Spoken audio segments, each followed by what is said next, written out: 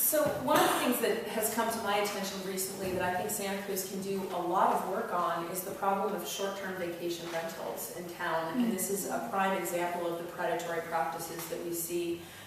These negatively affect a neighborhood, and there's no regulation on short-term vacation rentals. So I'm sure y'all are familiar with this problem. Somebody buys a house, they decide to just rent it out as a vacation rental. They can get $1,300 or $1,500 for a weekend, so there's no incentive to rent it to someone that actually lives in Santa Cruz. That changes the character of a neighborhood fundamentally. It takes a single-family residential neighborhood and turns it into a hotel district, and they're not paying transient occupancy tax. So the unincorporated areas recently dealt with this problem. And the first year that they were looking at this problem, they contacted short-term vacation owners and they said, look, you guys have to start regulating yourselves. You need to police yourselves. We need you to have permits. We need you to pay TOT. And predictably, the owners, who were mostly absentee owners, completely ignored it. And the supervisors went in and crafted some regulation. Does anyone know how much money they made their first year? $1 million of transient occupancy tax that they collected.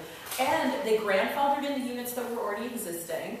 And for the remaining ones, when people applied for permits, they were much stricter about enforcing regulations and much more responsive to complaints that were elicited by these short-term vacation rentals.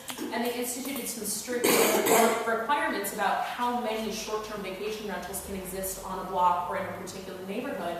So that preserves the quality of the neighborhood, and it actually drives down housing and drives down housing costs and makes more actual housing available in neighborhoods.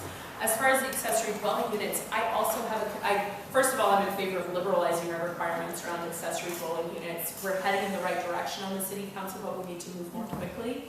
I think we need to grandfather in those existing units that don't violate health and safety codes. San Francisco just did this. They call them existing but non-compliant. And I also had a big concern about the owner occupancy thing, and I've recently been convinced that a reasonable compromise looks something like this. If you own a house and an accessory dwelling unit and the owner doesn't live on the property, you need to rent the accessory dwelling unit to low-income people, or you can't have that, or you have to have an owner living there. That creates low-income housing rather quickly, and it disperses it through the neighborhoods. So I think that's a solution that I would be willing to work with because it would create more low-income housing.